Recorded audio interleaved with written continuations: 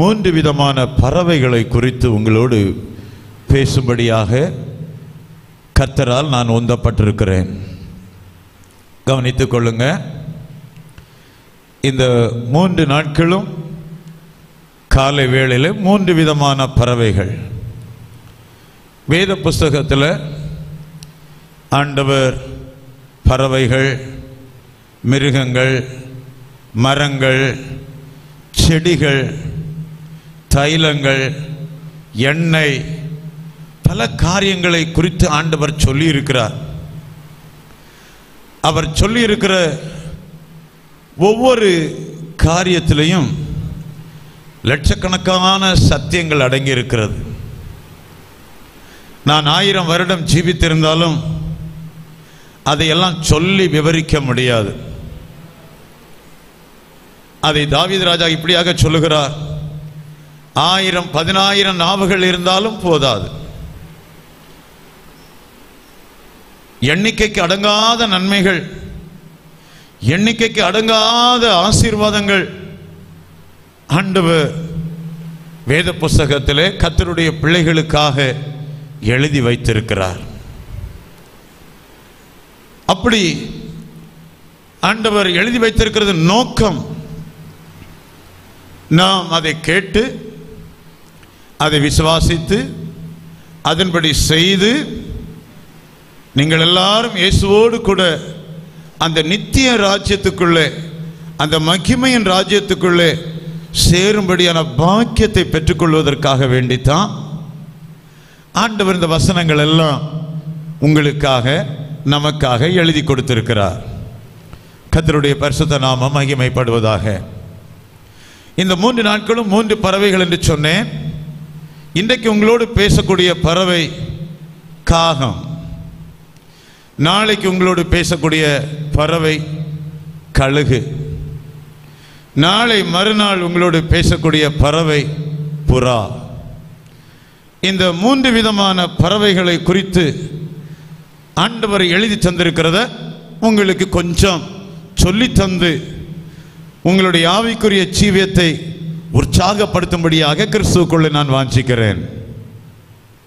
காகத்தை எத்தனை பேர் பார்த்திருக்கிறீங்க? சொல்லுங்க, கை தூக்கி சொல்லுங்களேன். காகத்தை பார்க்காதது மாதிரி இருக்கிறீங்க. காகத்தை பார்த்துருக்கிறீங்களா? நான் சிக்கிம் மாநிலம் சைனா பார்டரில் இருக்கும்போது அங்கே உள்ள காகத்துக்கு அந்த வாய் பகுதியெல்லாம் மஞ்சள் கலராக இருக்கும். ஆனால் நம்ம ஊரில் இருக்கிற காகத்துக்கு எல்லாமே கருப்பாக இருக்கும். அப்படித்தானே? கர்த்தருக்கு ஸ்தோத்திரம்.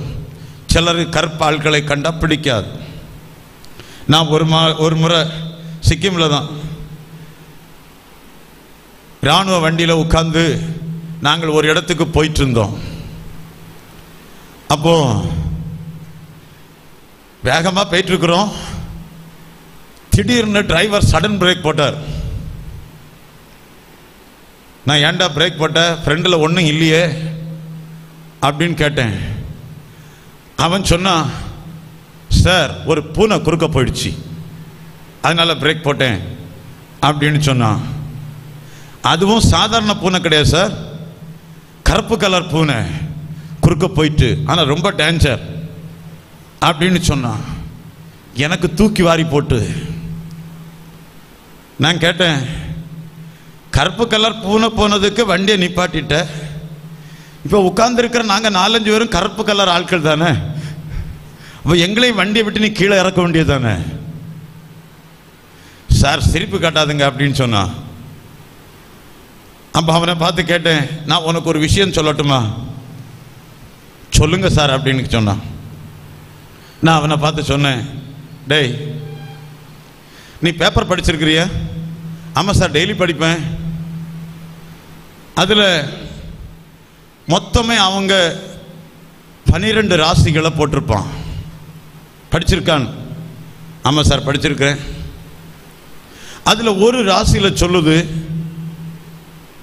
இன்னைக்கு வடக்க போகாதேன்னு சொல்லுது. ஆமாம் சார். நான் கேட்குறேன், மொத்தம் 600 கோடி மக்கள் உலகத்தில் இருக்கிறாங்க. அதில் 50 கோடி மக்கள் வடக்க போகலைன்னா என்ன நடக்கும்? சொன்னா, சார் யூ ஆர் ரைட். நான் கேட்டேன், என்னைக்கப்பா நீங்கள் உங்கள் மூட பழக்கத்தை விட்டு மாறப்போகிறீங்க? அப்போ கருப்பு கலராக இருந்தா, அதனால் காகத்தை யாருக்கும் பிடிக்காது. ஏன்னா அது கருப்பு கலர். கர்த்தருக்கு ஸ்தோத்திரம். அதனால் ஆண்டவர் இப்படிப்பட்ட கருப்பு கலராக இருக்கக்கூடிய இந்த காகத்தை நமக்கு கொஞ்சம் எழுதி தந்திருக்கிறார். அதுதான் உங்களுக்கு சொல்லித்தர வாஞ்சிக்கிறேன். திருப்பிக் கொள்ளுங்கள். லூக்கா எழுதின சுவிசேஷம் 12ஆம் அதிகாரம் 24வது வசனத்தை நம்ம வாசிக்கலாம். லூக்கா எழுதின சுவிசேஷம் 12ஆம் அதிகாரம் 24வது வசனம். காகங்களை கவனித்து பாருங்கள். காகங்களை கவனித்து பாருங்கள். அவைகள் விதைக்கிறதும் இல்லை, அவைகள் விதைக்கிறதும் இல்லை, அறுக்கிறதும் இல்லை, அறுக்கிறதும் இல்லை. அவைகளுக்கு பண்டசாலையும் இல்லை, அவைகளுக்கு பண்டசாலையும் இல்லை, களஞ்சியமும் இல்லை, களஞ்சியமும் இல்லை. இல்லாவிட்டாலும் அவைகளையும் தேவன் பிழைப்பூட்டுகிறார். அவைகளையும் தேவன் பிழைப்பூட்டுகிறார். பறவைகளை பார்க்கிலும் நீங்கள் எவ்வளவோ விசேஷித்தவர்களாய், நீங்கள் எவ்வளவோ விசேஷித்தவர்களாய் இருக்கிறீர்கள். ஹல்லேலூயா. சுருக்கமா சொல்ல போனா இந்த காகம் ஒரு சோம்பேறி. ஏன்னா அது விதைக்காது, ஆண்டவரே சொல்லியிருக்கிறார். அது அறுக்காது, அதுக்கு பண்டசாலை கிடையாது, அதுக்கு களஞ்சியங்களும் கிடையாது. இந்த மாதிரிப்பட்ட அனுபவத்தில் நீங்க யாரும் வாழ்க்கை நடத்தினா உங்களை பார்த்து இந்த ஊரும் சமுதாயமும் என்ன சொல்லும்? சோம்பேறின்னு தானே சொல்லும். ஆனா ஆண்டவர் பண்டசாலையும் வைக்கல, களஞ்சத்தையும் வைக்கல, சேத்தும் வைக்கல, விதைக்கவும் இல்லை, அறுக்கவும் இல்லை. இதை கொஞ்சம் கவனித்து பார்க்க சொல்றாரு. தயவு செய்து பாஸ்டர் இன்னைக்கு காலையில் உள்ள பிரசங்கத்தில் காகத்தை கவனித்து பார்க்க ஆண்டவர் சொன்னாருன்னு சொல்லிட்டு இனி வீட்டில் போயிருந்து காகத்தையே பார்த்துட்டு இருக்காதுங்க. சிலர் அப்படி நினைக்கிற ஆட்களும் இருக்கிறாங்க. பாஸ்டர் இன்னைக்கு உள்ள பிரசங்கத்தில் காகத்தை கவனித்து பார்க்க சொன்னார், நான் அதனால இன்னைக்கு வீட்டில் இருந்து நான் காகத்தையே பார்த்துட்டு இருப்பேன். அப்படி அல்ல, அப்படி அல்ல. காகத்தில் இருந்து 7 விதமான காரியங்களை ஆண்டவர் நமக்கு சொல்லி தருகிறார். அதைத்தான் உங்களுக்கு சொல்லி தருகிறேன். ஆண்டவர் கவனித்து பார்க்க சொல்றாரு அப்படின்னா, ஆண்டவர் கவனித்து பார்க்க சொல்றாருன்னு சொன்னா அதுல நிறைய முக்கியமான விஷயங்கள் இருக்குது. கர்த்தருடைய பரிசுத்த நாமம் மகிமைப்படுவதாக. முதலாவது, காகத்தை பார்த்தீங்கன்னா அது சாயங்காலம் குளிக்கும். சாயங்காலம் என்ன செய்யும்?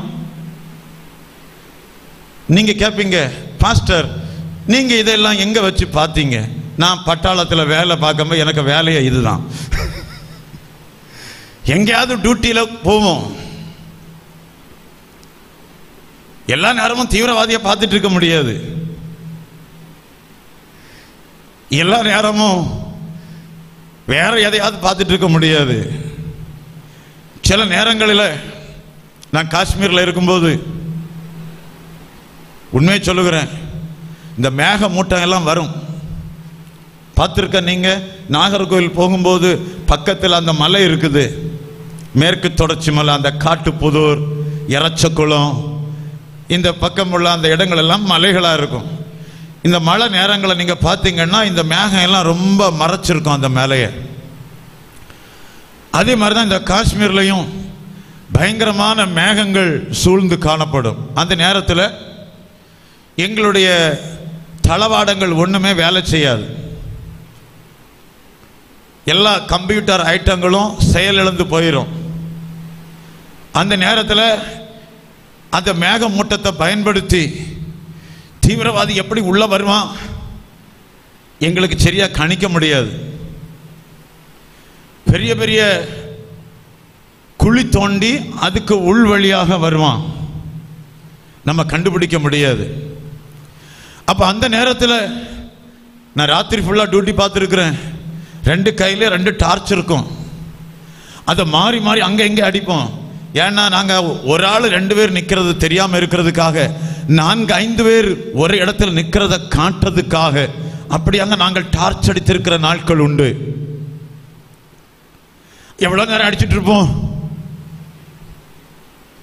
ஒரு நாள் 14,000 அடி உயரத்துக்கு நாங்கள் ஏற வேண்டிய நிலவரம். எனக்கு கல்யாணம் முடிந்து ஒரு 10 வருஷத்துக்கிட்ட ஆயிட்டு. அதனால் பழைய மாதிரி உள்ள பலன்கள் எல்லாம் கிடையாது. அந்த மலையில் ஏறிட்டு இருக்கிறேன். சின்ன வயசில் உள்ளவங்க எல்லாம் கொஞ்சம் வேகமாக போயிட்டாங்க. நான் ஏறிட்டு இருக்கும் பொழுது நான் ரொம்ப டயர்டாகி தளர்ந்து ஒரு இடத்துல உட்கார்ந்துருந்தேன். முன்னே போனவங்க சொன்னாங்க, சார் வாங்க சார், கொஞ்சம் தூரம் தான் போயிடலாம் சார், இந்த மலையில் புலியெல்லாம் உண்டு சார், தீவிரவாதிகளும் உண்டு சார், எழும்பி வந்துருங்க சார் அப்படின்னு சொன்னான். நான் சொன்னேன், புலி வந்தா என்ன, தீவிரவாதி வந்தா என்ன, இனி என்னால் நடக்க முடியாது, நான் கொஞ்சம் ரெஸ்ட் எடுத்துட்டு தான் வருவேன், எது வேணாலும் வந்து சாப்பிட்டுட்டு போகட்டும். நான் உட்கார்ந்துருந்தேன். ஒரு அரை மணி நேரம் உட்கார்ந்து நல்ல ரெஸ்ட் எடுத்துட்டு தான் நான் போனேன். என்ன சாப்பிட்ற எந்த புலியும் வரல, எந்த தீவிரவாதியும் வரல. அப்படிப்பட்ட நேரத்தில் தான் இந்த மிருகங்கள், இந்த பறவைகள், இதையெல்லாம் கொஞ்சம் கவனிப்பேன். இது என்ன செய்யுது? ஹல்லேலூயா. அதனால் இவர் டியூட்டி நேரத்தில் என்ன செய்கிறார் தப்பு கணக்கு போட்டுறாதுங்க. இவர் சும்மா போய் உட்கார்ந்து பறவைகள் எல்லாம் பார்த்துட்டு சம்பளம் வாங்கிட்டு வந்திருக்கிறார் அப்படின்னு நினைக்காதுங்க. அதனால தான் இந்த காகம் சாயங்கால வேளையில் அது குளிக்கிறது. குளிக்கிறது எதை வெளிப்படுத்துகிறது? ஐயா 2-3 காரியங்களை வெளிப்படுத்துகிற. அதில் ஒன்று நம்மை சுத்தப்படுத்துகிற அனுபவம். ஹல்லேலூயா. நம்ம காலையில இருந்து சாயங்காலம் வரை பல இடங்களுக்கு நம்ம போகிறோம், பல வேலைகளை செய்கிறோம். காலமில் தானே ஒரு சட்டை போட்டுட்டு போனோம், ஒரு ஃபேண்டை போட்டுட்டு போனோம், ஏசிக்குள்ளே தான் உட்கார்ந்து வேலையும் பார்த்தோம். ஆனாலும் சாயங்காலம் வரும்போது அதே ஷர்ட் அதே ஃபேண்ட் அழுக்காகுதா இல்லையா? அழுக்காகுது இல்லை? திரும்ப நம்ம அதை போட மாட்டோம்ல, நம்ம சுத்தப்படுத்துகிறோம், அதை துவைக்கிறோம்.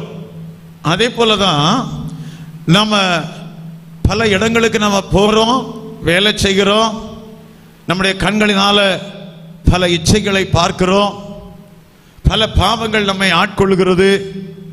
ஆனால் நான் திரும்ப தேவ சமூகத்தில் வர வேண்டும், ஆண்டவரோடு நான் திரும்ப ஐக்கியப்படணும்.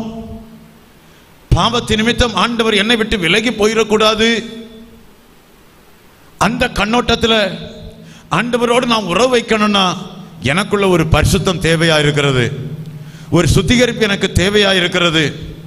அதனால நான் என்ன செய்கிறேன்? தேவ சமூகத்தில் வந்து இந்த காகத்தை போல ஜீவ தண்ணீராகிய நதியாகிய அந்த பரிசுத்த ஆவியினால நிரப்பப்பட்டு நான் என்னை சுத்திகரித்துக் கொள்கிறேன். ஹல்லேலூயா. எனக்கு ஒரு மாமி உண்டு, இன்னைக்கு வரல, சாயங்காலம் வருவாங்கன்னு நினைக்கிறேன். அவங்க காலமா 3 மணிக்கே குளிச்சிருவாங்க. அவங்க ஜெபிக்கிறதுக்கு முன்னாடி, காலை ஜெபத்துக்கு முன்னாடி 3 மணிக்கே அவர்கள் குளித்து ஆயத்தமாகி தேவ சமூகத்தில் போய் உட்காருவார்கள். கர்த்தருடைய பரிசுத்த நாமம் மகிமைப்படுவதாக. என்ன குளிரா இருந்தாலும் சரிதான், அவங்க காலமா குளிச்சிருவார்கள். கர்த்தருக்கு ஸ்தோத்திரம். அப்ப காகத்துடைய ஒரு முதல் அனுபவம் என்ன அப்படின்னு கேட்டா, அது சாயங்காலத்தில் அது குளித்து தன்னை சுத்திகரித்துக் கொள்கிறது. அதனால தான் அந்த காகத்தை கொஞ்சம் கவனித்து பாருங்கள் அப்படின்னு ஆண்டவர் நமக்கு சொல்லுகிறார். ஹல்லேலூயா. எத்தனை பேர் இதே போல நான் என்னை சுத்திகரித்து தேவ சமூகத்தில் நான் போய் உட்கார வேண்டும் என்று வாஞ்சிக்கிறீர்கள்? அவங்க மாத்திரம் கை தூக்கி ஸ்தோத்திரம் பண்ணுங்க. Hallelujah, praise the Lord, praise the Lord, praise the Lord, praise the Lord. Hallelujah, hallelujah, hallelujah, hallelujah. இரண்டாவதாக, இந்த காகம் சுயநலம் இல்லாதது. இந்த காகம் எப்படிப்பட்டது? அது பாருங்க, என்னதான் சாப்பிட்டாலும் சத்தம் கொடுத்து 5 பேரை கூப்பிட்டு கொண்டு வந்து சாப்பிட ஆரம்பிக்கும். பார்த்துருக்கா? தனி மேல சாப்பிடாது. ஒருபோதும் காகம் தனிமையில் என்ன செய்யாது, சாப்பிடாது. கர்த்தருக்கு ஸ்தோத்திரம். எல்லாவற்றையும் பொதுவாய் வைத்து அனுபவிக்கிற ஒரு சுபாவத்தை உடையது இந்த காகம். இதை அப்போஸ்தலர் நடவடிக்கைகளில் நம்ம படிக்கிறோம். ஆதி திருச்சபையில் இருந்த விசுவாசிகள் எருசலேமிலே தங்கியிருந்தார்கள். அவர்கள் அப்போஸ்தலருடைய உபதேசத்திலும் அந்யோன்யத்திலும் அப்பம் பிட்குதலிலும் ஜெபம் பண்ணுதலிலும் உறுதியாய் தரித்திருந்தார்கள். சகலத்தையும் அவர்கள் பொதுவாய் அனுபவித்தார்கள் என்று படிக்கிறோம். அப்போ ஒரு தேவ மனுஷன் அப்போஸ்தலருடைய உபதேசத்திலே, ஜெபம் பண்ணுதலிலே, அந்யோன்யத்திலே அவன் உறுதியாய் தரித்திருந்தா அவனுடைய வாழ்க்கை சுயநலம் இல்லாததாய் இருக்கும். ஹல்லேலூயா, ஹல்லேலூயா, ஹல்லேலூயா. எனக்கிட்ட நிறைய சுயநலம் இருந்தது. நான் இராணுவத்தில் இருக்கும்போது என்னுடைய துணைவியார் நல்ல அருமையான மீன்களை ஊறுகாய் போட்டு எனக்கு தந்து விடுவாள். அதில் ஒரு விசேஷமான மீன், நம்ம ஊரில் சிப்பி மீன் என்று சொல்லுவார்கள், தோடு. அது ரொம்ப டேஸ்டாக இருக்கும். நான் என்ன செய்வேன், ஆர்மியில் போய் காலையில் பிரேக்ஃபாஸ்ட் சாப்பிடும்போது ரெண்டு பீஸாக எடுத்து சாப்பிடுவேன். சில ஆர்மிக்காரங்க வந்து என்கிட்ட கேட்பாங்க, சார் அந்த லாக்கருக்குள்ள மட்டும் தலையை நுழைச்சி வச்சுட்டு நீங்க மட்டும் என்ன சாப்பிட்றீங்க அப்படின்னு கேட்பான். நான் 2 லாக்கரு கதவை திறந்து வச்சுக்கிட்டு யாரும் பார்க்காம இருக்கிறது உள்ள தலையை நுழைச்சி வச்சுட்டு 2 பீஸை எடுத்துட்டு மெதுவாக சாப்பிட்டுட்டு அப்படியே மூடி வச்சிருவேன். ஒரு நாள் உள்ள வந்து ஒருத்தன் பக்கத்தில் வந்து கேட்டான், சார் என்ன சாப்பிட்றீங்க? நான் நினைச்சேன், இவன் ஒரு பீஸ் சாப்பிட்டான்னா எனக்கு குப்பியே காலி ஆயிரும். அதனால மெதுவா சொன்னேன் ஹிந்தியில், மெண்டக் சாப்பிட்றேன்டா. மெண்டக்னா தவளைக்கறி சாப்பிட்றேன்னு சொன்னேன். ஏன்னா அவங்க பிராமணன், அவங்க இந்த மாதிரிப்பட்ட கறிகள் எல்லாம் சாப்பிட மாட்டாங்க. அவன் என்னைய பார்த்து, சீ சார் நீங்க ரொம்ப மோசம் சார், நீங்க டெய்லி பைபிள் எல்லாம் படிக்கிறீங்க, இதெல்லாம் நீங்க சாப்பிடுவீங்களா சார் அப்படின்னு சொல்லிக்கிட்டு அவன் என்னை விட்டு தூரமா போய் 5 பேருக்கு சொல்லிட்டான், இந்த ஆளு தவளைக்கறி சாப்பிட்றாரு. நான் ஆண்டவருக்கு கோடி நன்றி, இன்னும் 1 மாசம் இந்த தோடு சிப்பி சாப்பிடலாம், யார் என் பக்கத்தில் இனி வரமாட்டான்.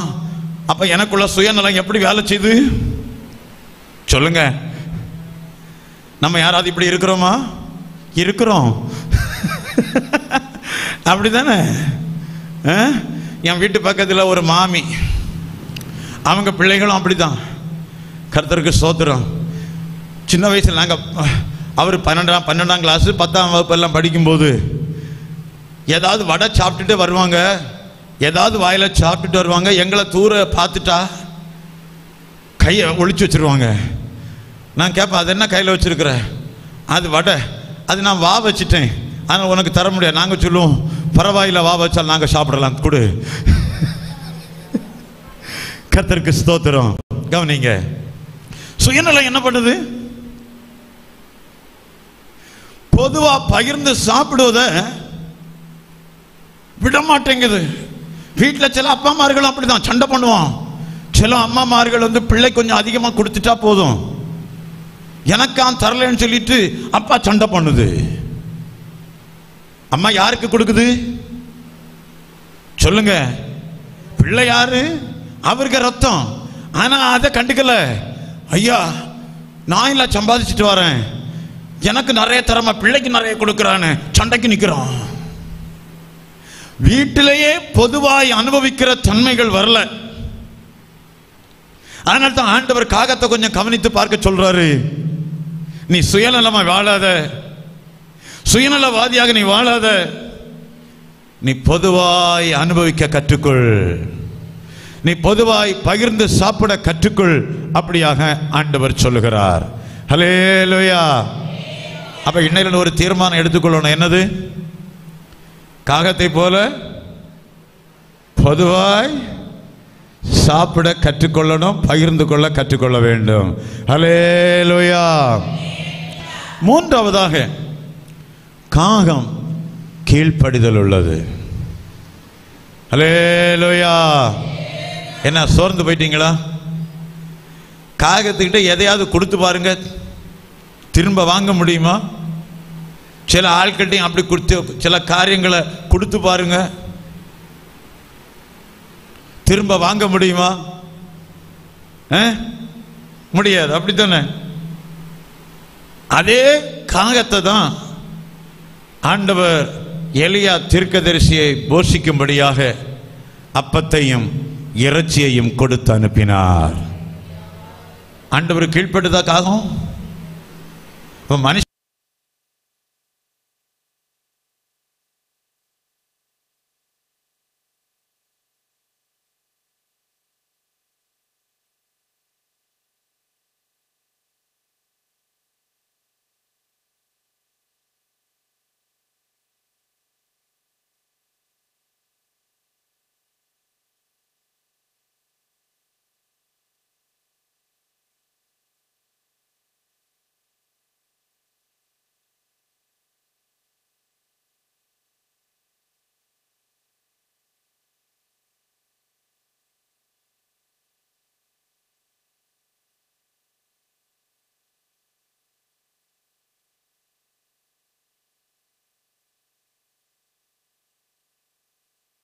ராத்திரி 2 மணிக்கு வந்திருந்தேன். என்னுடைய மகள், அன்பு மகள் ஜெயசரன் ஆஸ்பத்திரியில் அட்மிட் ஆக இருந்தாள். நான் அவளை பார்க்கும்படியாக 2 மணிக்கு வந்து சேர்ந்தேன். அப்போ நாகர்கோவிலில் இருந்து ஆட்டோ பிடிச்சி ஜெயசரன் ஆஸ்பத்திரிக்காக நான் ஏற வரும்போது ஒரு வாலிப சகோதரன், கூடி போனா ஒரு 17 வயசு இருக்கும், 18 வயசு இருக்கும், ஒரு சகோதரன் ஒரு சகோதரி, வாலிப பிள்ளை, தங்கச்சி, 2 பேரும் சிகரெட் குடிச்சிட்டு நிற்கிறாங்க. எனக்கு ரொம்ப மனசு கஷ்டமா இருந்தது. ஆண்டவர், எங்க மாவட்டத்திலேயா இப்படிப்பட்டதை நான் பார்க்கிறேன்?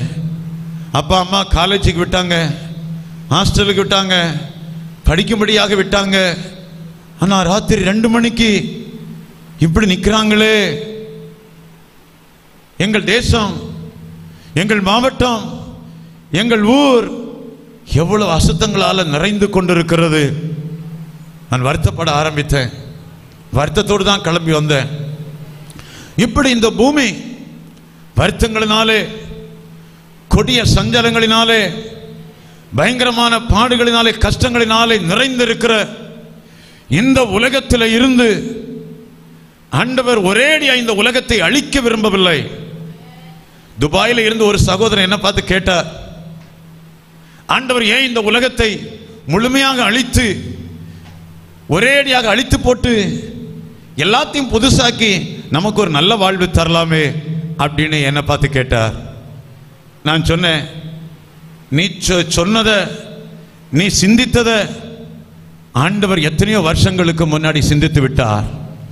அவர் சிந்தித்து விட்டு நீ சொன்னபடியே 600 கோடி மக்கள் வாழ்ந்த இந்த உலகத்தில் நோவா என்கிற ஒரே ஒரு மனுஷனை ஆண்டவர் பாதுகாத்து, அவன் மூலமாக இந்த உலகத்தில் ஒரு பரிசுத்தமுள்ள, ஒரு தூய்மையுள்ள சந்ததியை கொண்டு வரும்படியாக வாஞ்சித்து 40 நாட்கள் இரவும் பகலும் மழையை பெய்ய பண்ணி இந்த உலகத்தை அவர் அழித்தது உண்மை.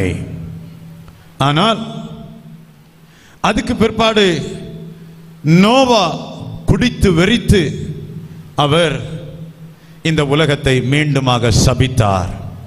இது நிமித்தம் மீண்டும் இந்த உலகத்திலே சாபம் பிரவேசித்தது. சாபம், பாவம் பிரவேசித்தபடினால இந்த உலகம் மீண்டும் அக்கிரமங்களினாலே நிறைந்தது, கொடுமையினாலே நிறைந்தது. ஆண்டவர் பார்த்தார், எப்படியாவது இந்த மக்களை மீட்க வேண்டும், ரட்சிக்க வேண்டும், அவருக்கு ஒரு நல்ல வாழ்வு கொடுக்க வேண்டும். அதுக்காக ஆண்டவர் என்ன செய்தார் தெரியுமா? தம்முடைய சொந்த குமாரனாகிய இயேசுவை இந்த உலகத்துக்கு அனுப்பினார். இனி அழிக்கப்பட வேண்டாம், இனி கொல்லப்பட வேண்டாம், இனி சாபத்தில் வாழ வேண்டாம், இனி நீ தடுமாற்றமுள்ள ஒரு வாழ்க்கை நீ வாழ வேண்டாம். ஒண்ணு செய், கர்த்தராகிய இயேசு கிறிஸ்துவை நீ விசுவாசித்தால் மட்டும் போதும். அவரை நீ ஏற்றுக்கொண்டால் மட்டும் போதும். அவர் சொன்னபடி நீ செய்தால் மட்டும் போதும். அந்த கண்ணோட்டத்திலே இயேசு கிறிஸ்து இந்த உலகத்திலே வந்து நமக்காக கல்வாரி சிலுவையிலே அவர் இரத்தம் சிந்தி மரித்தார். ஹல்லேலூயா, ஹல்லேலூயா. அவர் மரித்து அடக்கம் பண்ணப்பட்டு மூன்றாம் நாளிலே உயிரோடு எழுந்து இன்றைக்கும் பிதாவுடைய வலது பார்சத்திலே அவர் வீற்றிருக்கிறார். நமக்காக பரிந்து பேசிக் கொண்டிருக்கிறார். நமக்காக அவர் காத்து கொண்டிருக்கிறார். இந்த இயேசு இனி திரும்ப இந்த உலகத்திலே வரப்போகிறார். அதுவரைக்கும் அவர் பொறுமையாக காத்து கொண்டிருக்கிறார். எதுக்காக தெரியுமா? நீங்களும் நானும் ரட்சிக்கப்பட்டு ஆண்டவரை ஏற்றுக்கொண்டு பிதாகுமாரன் பரிசுத்தாவின் நாமத்தில் தண்ணீர் முழுக்கு ஞானஸ்நானம் பெற்று ஜீவ புஸ்தகத்தில் உங்கள் பெயரை பதிவு பண்ணி நீங்கள் ஆண்டவருடைய ராஜ்யத்திற்குள்ளே பிரவேசிக்க தகுதி அடைய வேண்டும். காரணம், இந்த உலகம் அக்கிரமத்தால் நிறைந்திருக்கிறபடினாலே இது அழிவுக்காக ஒப்புக் கொடுக்கப்பட்டிருக்கிறது. இது நாசத்துக்கும் பலவிதமான சங்கடங்களுக்கும் ஒப்பு கொடுக்கப்பட்டிருக்கிறது. இப்ப இதுல இருந்து அவரை ஏற்றுக்கொண்ட பிள்ளைகளை அவர் பாதுகாக்க, அவர்களை ரட்சிக்க, அவர்களுக்கு ஒரு நித்தியமான வாழ்வை கொடுக்க ஆண்டவர் இன்றைக்கும் இந்த கன்வென்ஷன் கூட்டங்களின் மூலமாக சத்தத்தை கொடுத்து கொண்டிருக்கிறார். இதை ஏற்றுக்கொண்டு, இதை பயன்படுத்தி, இதை பிரயோஜனப்படுத்தி யாரெல்லாம் இயேசுவண்டை வருகிறார்களோ அவர்கள் இந்த காகத்தை போல கீழ்ப்படிதலை கற்றுக்கொள்ளுகிறார்கள். ஹல்லேலூயா, ஹல்லேலூயா, ஹல்லேலூயா. பாருங்கள், 4 காரியங்கள் உண்டு. வேகமாக ஒரு சில காரியங்களை மட்டும் நான் சொல்லி நான் முடித்துக் கொள்கிறேன். 4வதாக, காகம் விதைக்காத அறுக்காதது. அது விதைக்கவும் செய்யாது, அது அறுக்கவும் செய்யாது. இது விசுவாசமுள்ள ஒரு வாழ்க்கையை வெளிப்படுத்துகிறது. ஆண்டவர் இயேசு அழகா நமக்கு சொல்லிக் கொடுத்தார். எண்ணத்தை உண்போம், எண்ணத்தை குடிப்போம் என்று கவலைப்படாதிருங்கள், நாளை தினத்தை குறித்து நீங்கள் கவலைப்படாதிருங்கள். ஹல்லேலூயா, ஹல்லேலூயா, ஹல்லேலூயா. கவனிங்க, நாளை நடக்கிறது நமக்கே தெரியாது.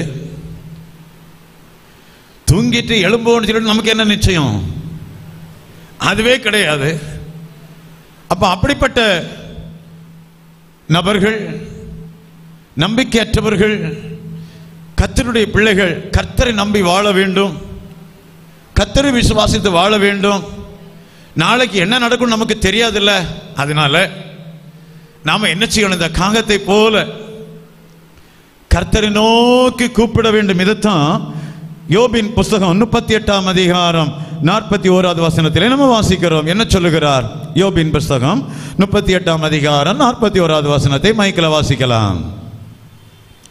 யோபின் புஸ்தகம் 38ஆம் அதிகாரம் 41வது வசனம். காக்கை குஞ்சுகள் தேவனை நோக்கி கூப்பிட்டு ஆகாரம் இல்லாமல் பறந்து அலைகிற போது அவைகளுக்கு இரையை சபதரித்து கொடுக்கிறவர் யார்? இரையை சபதரித்து கொடுக்கிறவர் யார்? காக்கை குஞ்சுகள் தேவனை நோக்கி சத்தமிட்டு கூப்பிடும் பொழுது அதுக்கு இரையை கொடுக்கிறது யார்? அவைகளுக்கு ஆகாரத்தை கொடுக்கிறது யார்? அப்ப அவைகளை காட்டிலும் நீங்கள், ரட்சிக்கப்பட்ட நீங்கள், ஆண்டவராகிய இயேசு கிறிஸ்துவை ஏற்றுக்கொண்ட நீங்கள் விசேஷித்தவர்கள் என்று ஆண்டவர் சொல்லுகிறார். ஹல்லேலூயா, ஹல்லேலூயா. ஆனால விதைக்கிறதும் இல்லை, அறுக்கிறதும் இல்லை. அப்படிப்பட்ட ஒரு விசுவாசம் உள்ள ஒரு வாழ்க்கை ஒவ்வொரு தேவ பிள்ளைகளும் கர்த்தரை நம்பி விசுவாசத்தோடு வாழ வேண்டும் என்று கர்த்தர் வாஞ்சிக்கிறார். ஹல்லேலூயா, ஆறாவதாக காகம் மரங்களிலே வாழக்கூடியது. அது எங்க வாழ்க்கை நடத்தும்? சொல்லுங்க. தூக்கம் வருதா? கொஞ்சம் சத்தமா சொல்லுங்களேன். மரங்களில் வாழும். இந்த மரம் எதனை வெளிப்படுத்துகிறது? கர்த்தராகிய இயேசு கிறிஸ்துவினுடைய கல்வாரி சிலுவை மரத்தை வெளிப்படுத்துகிறது. அந்த சிலுவையிலிருந்து வரக்கூடிய உபதேசம் கெட்டுக்கு போகிறவர்களுக்கு அது பைத்தியமா இருக்கிறது. ரட்சிக்கப்படுகிற நமக்கோ அது தேவ பலனாய் இருக்கிறது. அப்போ அந்த உபதேசத்திலே நம்முடைய வாழ்க்கையை நாம் கொண்டு வருவது. யோவான் 8ஆம் அதிகாரத்தில் வாசிக்கும் பொழுது தம்மை விசுவாசித்த யூதர்களுக்கு இயேசு கிறிஸ்து உபதேசம் பண்ண தொடங்கினார் என்று வாசிக்கிறோம். எடுக்க வேண்டாம், நம்ம எல்லாருக்கும் தெரிந்த பகுதி தான். அங்கே யூதர்கள் இயேசு கிறிஸ்துவை விசுவாசித்தார்கள். விசுவாசித்த யூதர்களுக்கு இயேசு கிறிஸ்து உபதேசம் பண்ண தொடங்கினார். 31வது வசனத்திலே வாசிக்கிறோம், 30வது வசனத்திலும் வாசிக்கிறோம். அநேகர் அவரிடத்தில் விசுவாசம் வைத்தார்கள். விசுவாசம் வைத்த அவர்களுக்கு அவர் உபதேசம் பண்ண தொடங்கினார். ஆனா இந்த உபதேசத்தை கேட்ட உடனே அதை கேட்க மனம் இல்லாம என்ன நடந்து தெரியுமா? அவர் அதே அதிகாரம் 59வது வசனத்தை வாசித்து பாருங்க. அது மட்டும் வாசி. 59வது வசனம். அப்பொழுது அவர் மேல் எரியும்படி கல்லுகளை எடுத்துக்கொண்டார்கள். யாரு? இயேசுவை விசுவாசித்த யூதர்கள். அப்ப இயேசுவை விசுவாசி ஏற்றுக்கொண்ட போதாது, நீ அந்த உபதேசத்துக்கு உன்னை கீழ்ப்படுத்த வேண்டும். அதனால தான் யோவான் 15ஆம் அதிகாரத்தில் இயேசு சொல்லுகிறார், நீங்கள் இப்பொழுது என் உபதேசத்தினாலே சுத்தமாயிருக்கிறீர்கள். இன்னைக்கு இந்த உபதேசம் கேட்க மனதில்லாதபடினால தான் இயேசுவை கொல்ல வகை தேடுகிறாங்க, கல்லுகளை எடுத்துக்கொள்ளுகிறாங்க, தங்களுக்கு இஷ்டமான இடத்துல மட்டும் போகிறாங்க. ஐயோ இந்த இடத்துல பொய்யாச்சுன்னு சொன்னாங்க, எங்க மனதில் இருக்கக்கூடிய அசுத்தங்கள் எல்லாம் காட்டி கொடுக்குது. இப்படிப்பட்ட ஒரு பரிசுத்த வாழ்க்கைகளால் வாழ முடியாது, வேண்டாம், இந்த சர்ச்சுக்கு போக வேண்டாம். சாத்தான் தடை பண்றான், எண்ணங்களை கெடுக்கிறான். ஆனா இயேசுவை விசுவாசித்து இருக்கிறான். ஆனா இந்த உபதேசத்துக்கு வரல. ஆண்டவர் உபதேசத்தை சொல்லும் போது கல்லுகளை எடுக்கிறான். ஆனா காகம் அப்படி அல்ல, அது மரங்களில் வாழ்ந்து அந்த உபதேசத்தின்படி வாழ்ந்து அது ஜீவனை பெற்றுக்கொள்கிறது. ஹல்லேலூயா. ஏழாவதாக காகம் அறிவுள்ளது. காகம் எப்படிப்பட்டது? அறிவுள்ளது. கர்த்தருக்கு ஸ்தோத்திரம். நம்முடைய வாழ்க்கையில நாம் அறிவுள்ளவர்களாய் வாழ வேண்டும். எதில் அறிவு? எதில் அறிவு? உலகத்தில் சம்பாத்தியம் பண்றது இல்லையா? யாருக்கும் தெரியாம பல தீமையான காரியங்களை சிந்திக்கிறது இல்லையா? இல்ல. நான் என்னுடைய வேலையில் இன்டர்வியூவில் போயிருந்தேன் ஆரம்ப நாட்களில் திருநெல்வேலியில். அப்போ நான் போகும்போது இன்டர்வியூவில் சொல்லிட்டேன், எனக்கு சண்டே தந்தால் மட்டும்தான் நான் இந்த வேலையில் இருப்பேன், இல்லைன்னா எனக்கு வேண்டாம் அப்படின்னு சொன்னேன். அவன் என்னுடைய கோர்ஸ், என்னுடைய இன்டர்வியூ பதிலை பார்த்து அவனுக்கு தெரிஞ்சிருச்சு, இவர் ஆள் ரொம்ப வித்தியாசமான ஆள், இவரை எப்படியாவது வச்சுக்கணும் அப்படின்னு சொல்லிட்டு, சரி நான் 2 சண்டை தான் கேட்டேன். ஆனால் அந்த ஆள் சொல்லிட்டாரு 4 சண்டையும் வச்சுக்க. பாருங்க, ஆண்டவர் எனக்கு அப்படி அனுக்கிரகம் பண்றாரு. கொஞ்ச நாள் கழிச்சு என்னுடைய டீமில் இருக்கக்கூடிய கோவில்பட்டியை சேர்ந்த இன்னொரு கிறிஸ்தவர், சிஎஸ்ஐ கிறிஸ்தவர், அவருக்கு சுயநல ஆவி உள்ள வந்துட்டு நைட் டியூட்டியில் தான் இருக்கும்போது நல்லா சினிமா பார்ப்பாரு, நல்லா கெட்ட வார்த்தை பேசுவார், எல்லா அசுத்தங்களும் இருப்பார். அதே சமயம் காலமே 4 மணிக்கு கிறிஸ்டியன் பாட்டும் போடுவார். நல்லா கவனிங்க. இவர் எனக்கு யாருக்கும் தெரியாமலே பாருங்க சாத்தான் எப்படி அவருக்குள்ள கிரியை செய்தார், அதை தான் உங்களுக்கு காட்டி தருகிறேன். என்னுடைய தலைமை இடத்துல போய் எனக்கும் சண்டை வேணும், இப்போ அவருக்கு ரொம்ப கஷ்டமாயிடுச்சு. ஏன்னா என் டீமில் ஒரு ஆள் ஆல்ரெடி சர்ச்சுக்கு கேட்டு போயிட்டு இருக்கிறாரு. அவருக்கு இன்டர்வியூவில் கேட்டால் நாங்கள் ஓகே பண்ணிட்டோம். இவர் இப்போ இடையில வந்து சண்டே வேணும்னு கேட்டிருக்காரு. நீங்கள் சண்டே தரலைன்னா நான் உங்கள் டீமில் இருக்க மாட்டேன், என்னை இன்னொரு டீமில் அனுப்பிவிடுங்க அப்படின்னு சொல்லிட்டான்.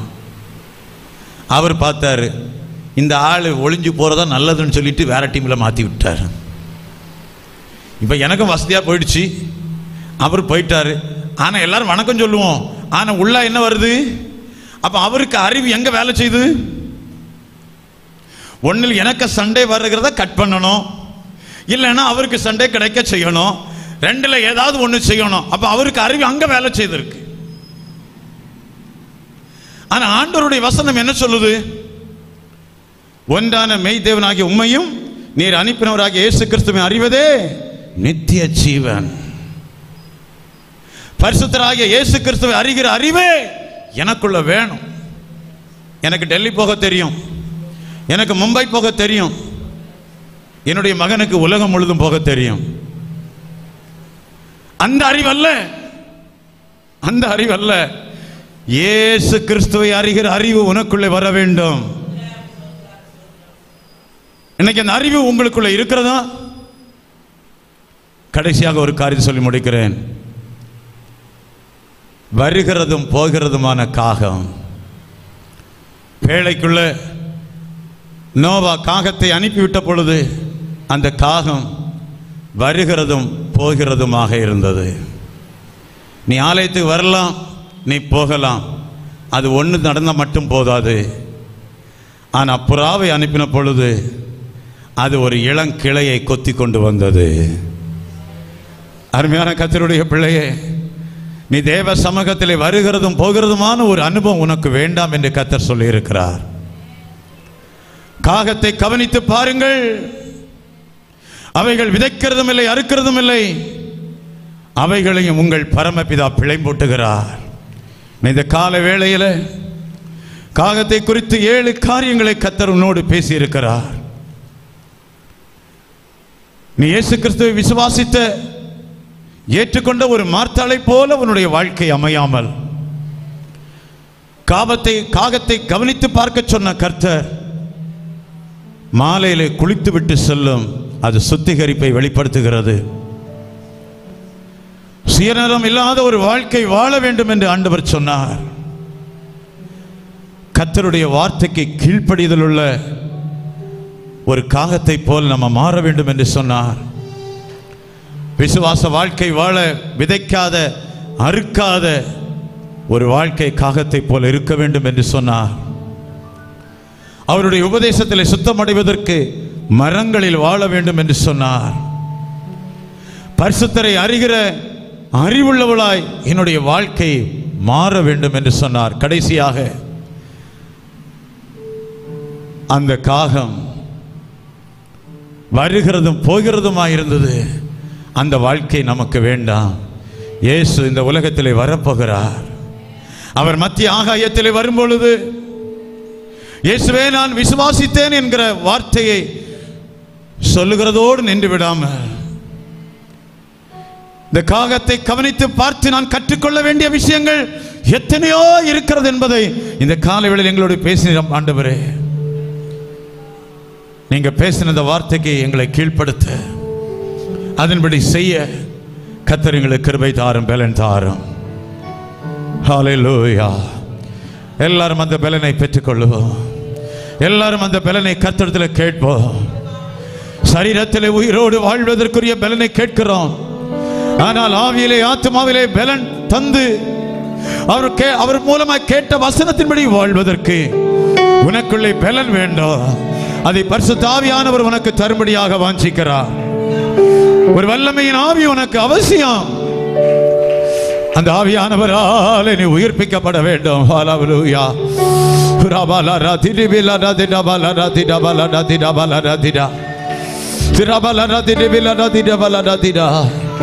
தீரவுண்ட வாசல் அடைபடுமோ, நொறுங்குண்ட மனதாய் மோன் செல்வோர் யார்? தீரவுண்ட வாசல் அடைபடுமோ, நொறுங்குண்ட மனதாய் முன் செல்வோர் யார்? நாட்கள் கொடியதா மாறிடுதே, காலத்தை ஆதாயம் செய்திடுவோம். நாட்கள் கொடியதாய் மாறிடுதே, காலத்தை ஆதாயம் செய்திடுவோம். திறவுண்ட வாசல் அடைபடுமோ, நொறுங்குண்ட மனதாய் முன் செல்வோர் யார்? திறவுண்ட வாசல் அடைபடுமோ, நொறுங்குண்ட மனதாய் முன் செல்வோர் யார்? நாட்கள் கொடியதா மாறிடுதே, காலத்தை ஆதாயம் செய்திடுவோம். நாட்கள் கொடியதாய் மாறிடுதே, எல்லாரும் உற்சாகப்படுவோம். செய்திடுவோம். திறவுண்ட வாசல் அடைபடுவோம், நொறுங்குண்ட மனதா முன் செல்வோர் யார்? திறவுண்ட வாசல் அடைபடுவோம், நொறுங்குண்ட மனதா முன் செல்வோர் யார்? நாட்கள் கொடியதாய் மாறிடுதே, காலத்தை ஆதாயம் செய்திடுவோம். நாட்கள் கொடியதாய் மாறிடுதே, காலத்தை ஆதாயம் செய்திடுவோம். நாட்கள் கொடியதாய் மாறிடுதே, காலத்தை ஆதாயம் செய்துரா பலரதர பலர விவர பலரதர பலரதி திவிகத விலரதிடா சுடா பலரதட பலரதி திவிகர விலரதிடா சுடா பலரதி திவிகட விலரதிடா பலரதிடா. ஆமென். Praise the Lord, praise the Lord, praise the Lord, praise the Lord, praise the Lord. கர்த்தர் நம்மோடு பேசின அவருடைய ஜீவனுள்ள வார்த்தைகளுக்காக ஸ்தோத்திரம் பண்ணுவோம். இந்த கால ஆராதனை துவக்கம் முதல் முடிவிருந்தும் கர்த்தர் நம்மோடு இருந்து நடத்தி கொடுத்தபடினால ஸ்தோத்திரம் பண்ணுவோம். சோதரம் சோதரம் சோதரம் அந்த எல்லா பிள்ளைகளையும் கர்த்தர் ஆசீர்வதித்தபடினால ஸ்தோத்திரம் பண்ணுவோம். வர தடைப்பட்டவர்களையும் கர்த்தர் ஆசீர்வதிக்கும்படியாய் ஸ்தோத்திரம் பண்ணுவோம். தொடர்ந்து பகல் கூட்டத்தையும் கர்த்தர் ஆசீர்வதித்து கொடுக்கவும், இரவு சுவிசேஷ கூட்டத்தையும் கர்த்தர் ஆசீர்வதித்து கொடுக்கும்படியா எல்லா தேவ மக்களும் கலந்து கொள்ளும்படியாய் கர்த்தரை ஸ்தோத்திரம் பண்ணுவோம். பிதாவாகிய தேவனை ஸ்தோத்திரம் பண்ணுவோம். குமாரனாகிய இயேசுவை ஸ்தோத்திரம் பண்ணுவோம். பரிசுத்த ஆவியாகிய ஆவியானவரை ஸ்தோத்திரம் பண்ணுவோம்.